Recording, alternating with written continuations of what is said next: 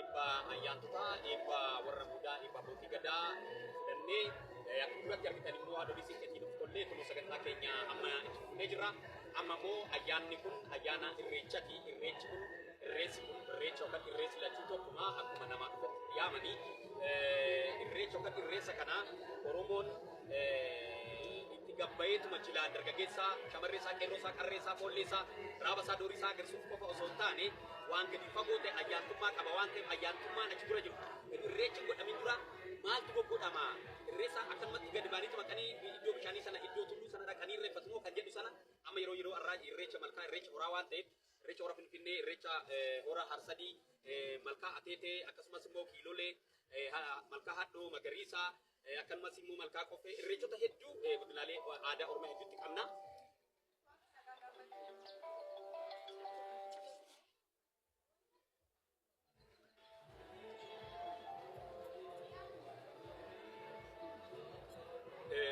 Kanaaf irreechi gaggeeffamuudhaan dura duudhaa maaltu jira wanti godhamu seera maaltu jira wanti dhoksaa kan jiru qalannaa falannaa filannaa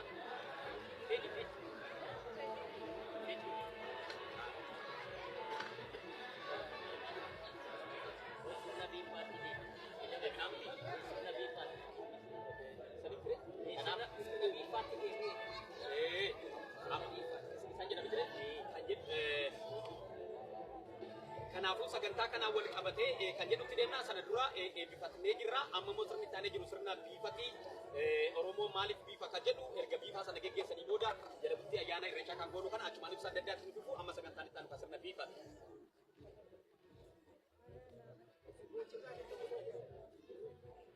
Kaameeraa keessaa kan baane.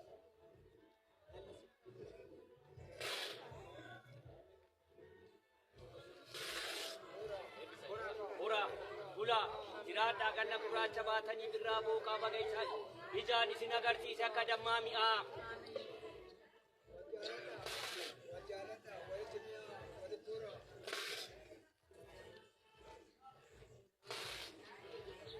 Bokkala gula jiraadhaa akka dammaa walitti mi'aa akka shittoo walitti turkaa addi keessana daleechaa haa ta'u.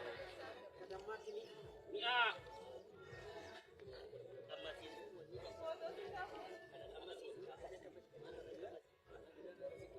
Ada sih kai kamu sih karena jarak kan. Kai.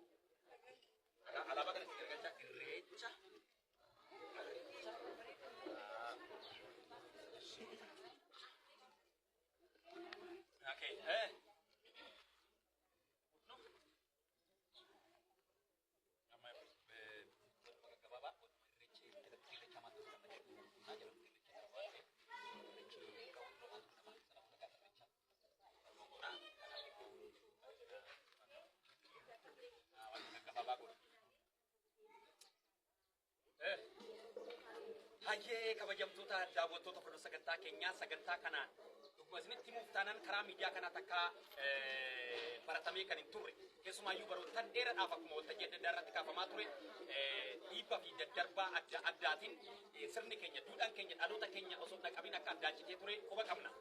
Keessumaayyuu gadaan tuulamaa kun waggoottan 40 hammamitti akka inni miidhamaa ture Oromoo cabsuu gaafa barbaadan karaa tuulamaa achi gara maccaa dabanii karaa baaleef karaa warra koomandootti achi ce'an waggoottan 40 gadaa tuulamaa akkamitti akka dabsan quba qabna.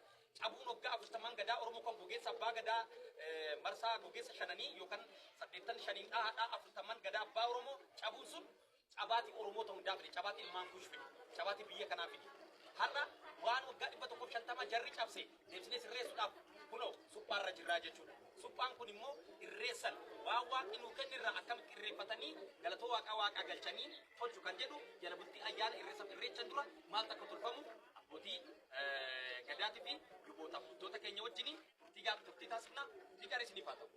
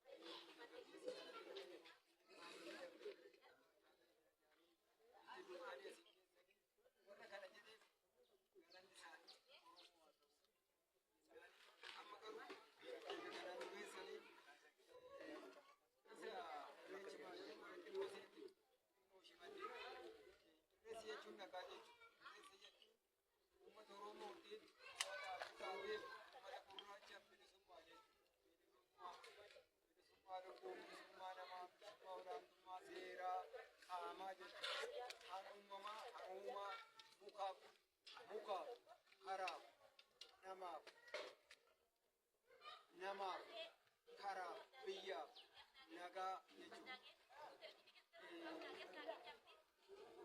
nagaa jechuudha. Gadaa jechuun milkaa'ina. Gadaa jechuun immoo namaatti bilisummaa. Dur yeroo wanti